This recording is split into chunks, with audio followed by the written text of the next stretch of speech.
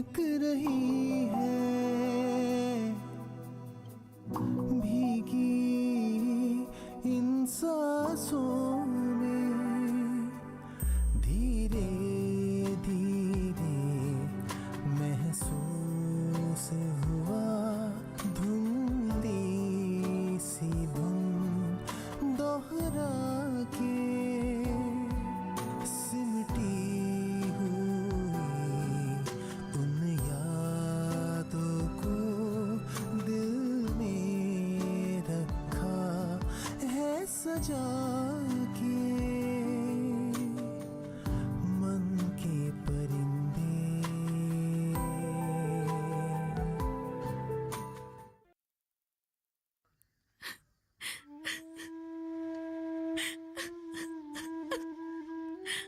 हरिहर जी, अर्नब का फोन नहीं लग रहा है।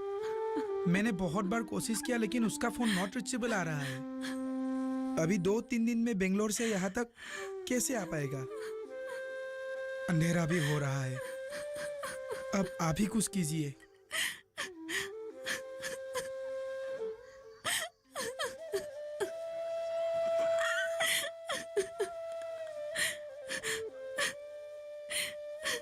मेरे ख्याल से नबकान जी जब उर्मिला को अपनी बहू के रूप में मान ही चुका था तो अब अर्नब नहीं है। मैं सोचता हूँ उर्मिला ही नबकान जी का अंतिम संस्कार करे।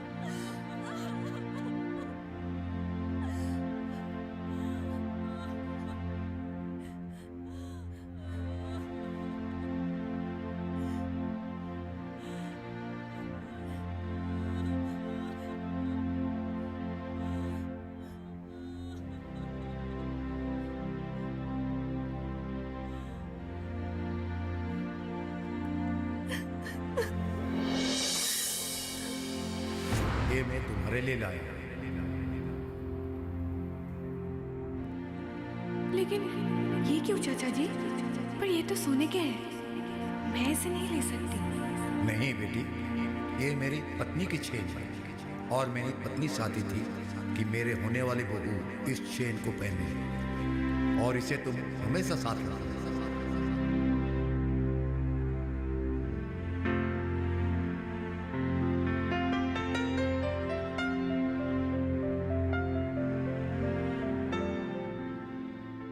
हाँ, एकदम मेरी बहू जैसी लग रही है।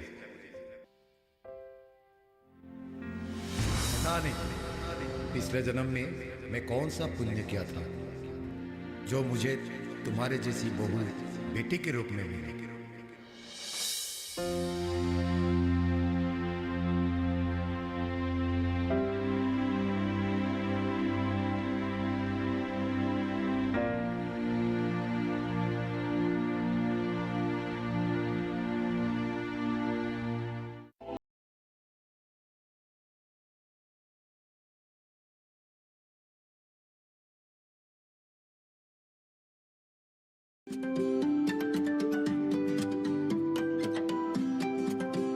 जब बात अच्छी सेहत की हो, किसी तरीके की लापरवाही नहीं करो, किसी तरीके का समझौता ना करो। ना बरतें लापरवाही, लक्षणों को पहचानें और लें डॉक्टर की सलाह। चाहे बीमारी दिल की हो, दांतों की हो या दिमाग की हो, खुद से इलाज ना करें, खुद से कोई भी दवाई ना खाएं, डॉक्टर के पास जाएं, अपनी जांच कराएं और अपना पूरा इलाज करवाएं और अपना ख्याल रखें। कार्यक्रम जो देगा सलाह भी मार्गदर्शन भी। मोबाइल उठाएं, नंबर मिलाएं 1800-113060 या 1800-113061।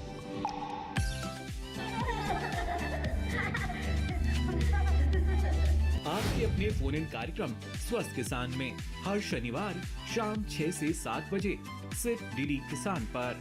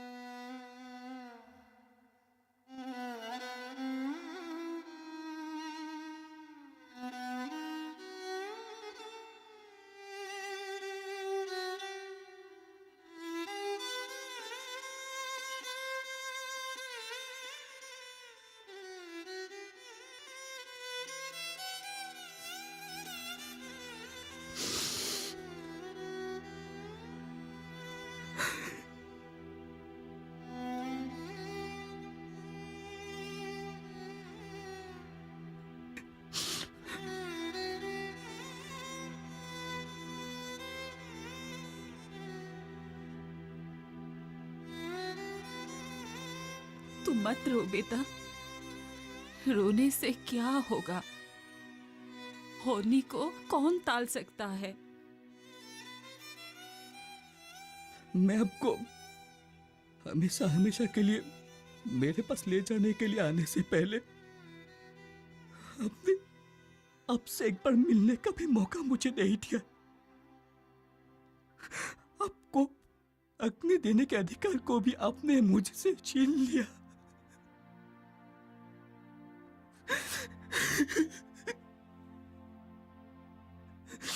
बेटा अर्नब, हम तुम्हें फोन करने की बहुत कोशिश कर रहे थे, लेकिन तुम्हारा फोन है कि लगता ही नहीं। हाँ चाचा जी, कंपनी के एक नए प्रोजेक्ट के सिलसिले में मुझे कहीं दूर ट्रांसफर कर दिया गया था। वहां नेटवर्क की बहुत प्रॉब्लम थी। लेकिन चाचा जी, पिताजी का अंतिम संस्कार किसने किया?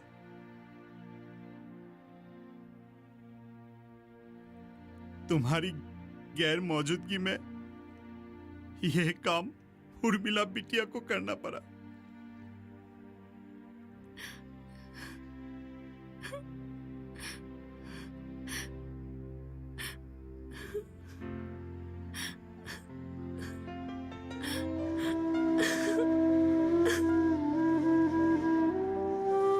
मैं ये कभी सोच भी नहीं सकता था कि कभी ऐसा भी दिन आएगा।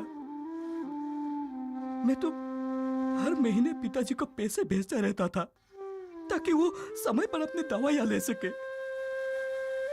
पैसे भेजने से क्या तुम्हारी जिम्मेदारी पूरी हो जाती है?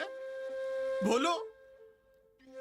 अरे क्या तुम्हें साल में एक बार तुम गांव आके अपने पिताजी के साथ समय व्यतीत नहीं कर सकते थे? चाचा जी, पैसा भेज देता था। अरे चाचा जी, अरे तुम जैसे समझदार नौजवानों को हम क्या समझाए, बोलो। बेटा, छोड़ो ये सब बातें। अब तुम अंदर जाकर कपड़े बदल लो। हाँ, बहुत थक गए होगे ना? जाओ जाओ जाओ। जाओ बेटा।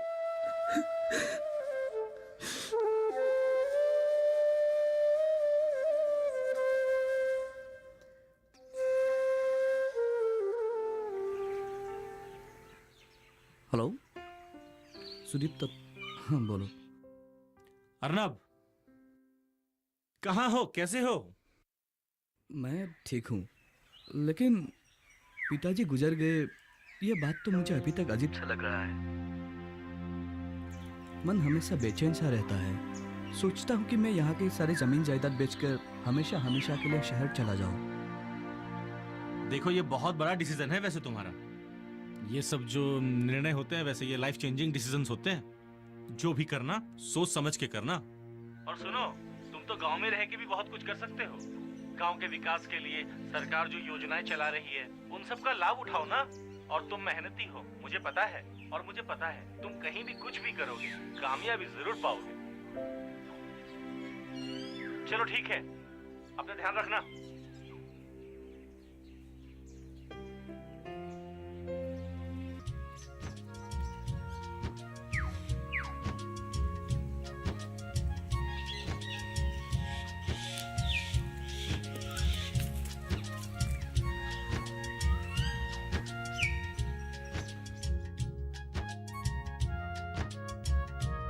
बैठो, मैं तुम्हारे लिए पानी लाती हूँ। जी।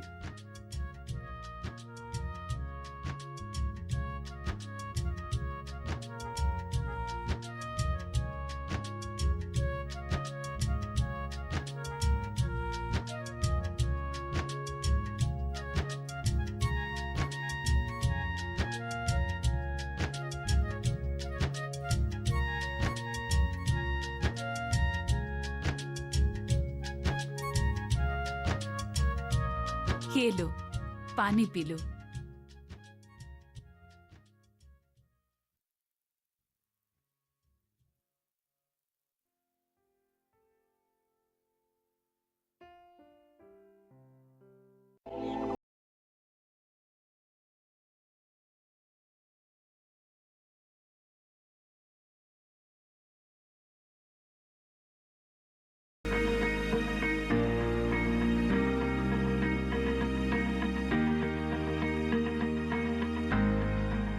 घर के बगिया में छिपा है सेहत का खजाना। टेरेस गार्डनिंग से बनेगा घर ब्यूटीफुल और हेल्दी। क्यों ना गार्डन में उगाएं अपने फल फूल और सब्जियां, जिससे सेहत भी बने और छत की बगिया भी खिली खिली रहे। देखिए छत पर बागवानी, शनिवार सुबह 9 बजे सिर्फ दूरदर्शन किसान पर।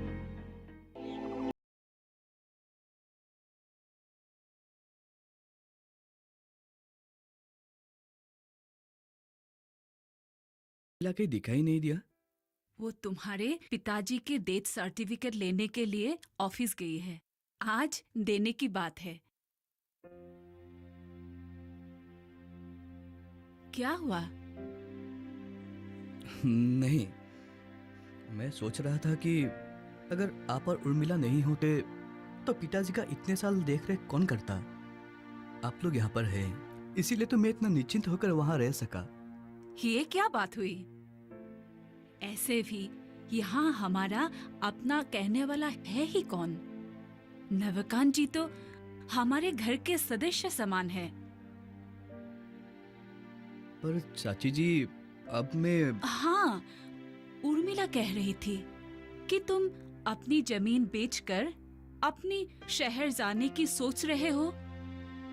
जी चाची जी, अब पिताजी ही नहीं रहे तो मैं यहाँ का जमीन जायदाद रखकर क्या करूँगा।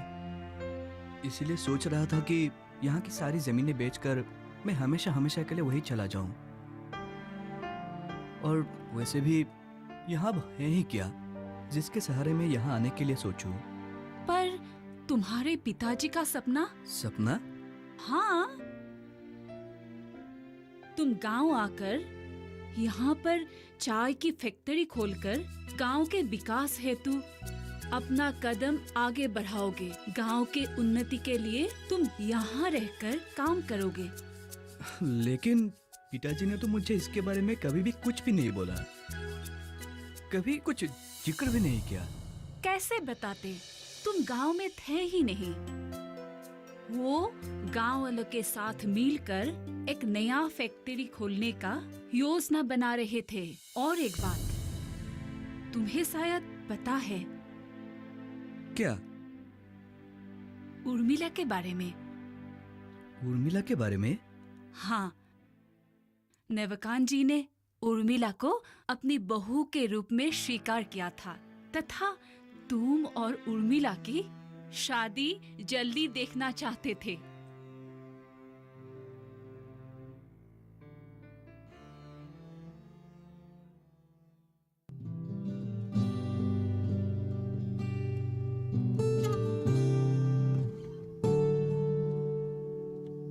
उड़ते उड़ते दूर चला जाए,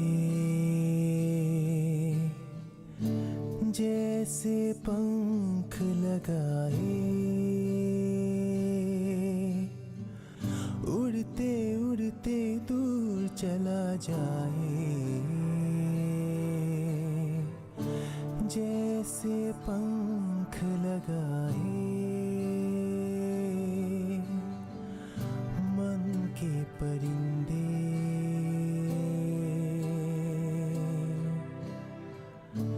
तेरी ओर उड़ जाए। मन के परिंदे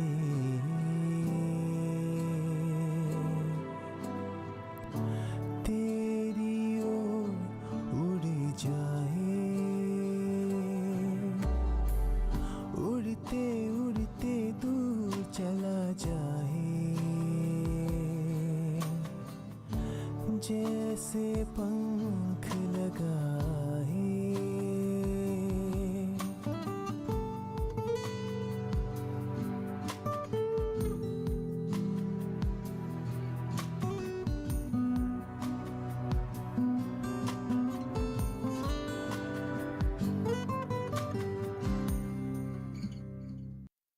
उर्मी, मुझे तुमसे कुछ बात करना था। बोलो। ये हार तुम्हें पिताजी ने दिया था ना? मुझे सब कुछ पता चला।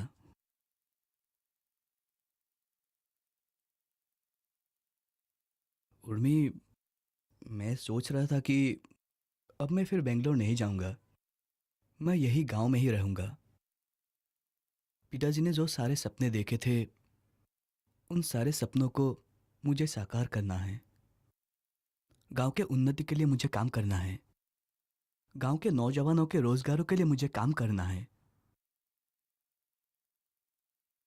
उर्मी, पिताजी के सपनों को साकार करने की इस सफर में क्या तुम मेरा साथ दोगी? बोलो।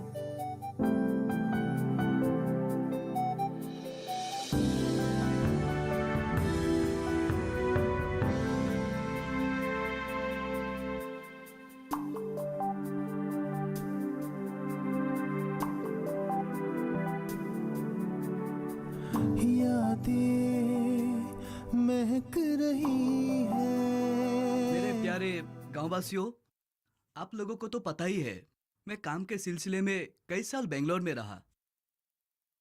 लेकिन अब यहाँ के आप लोगों के बीच में रहकर मुझे पिताजी के कुछ सपनों के बारे में पता चला।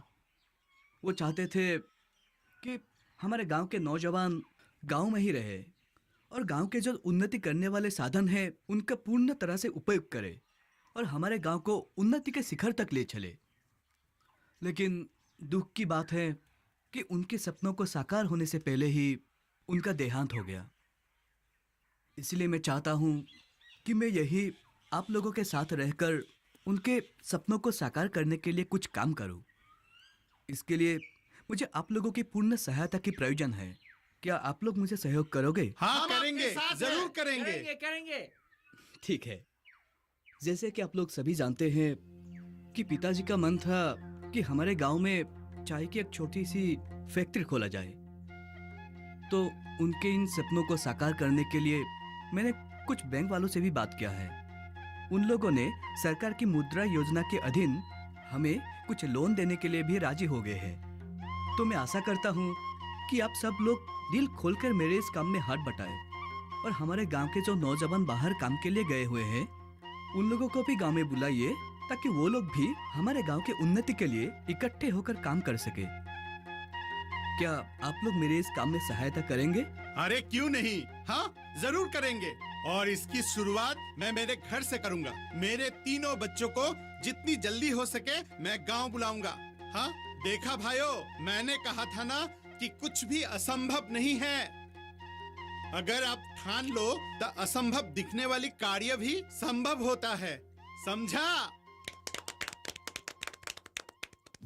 बारिश की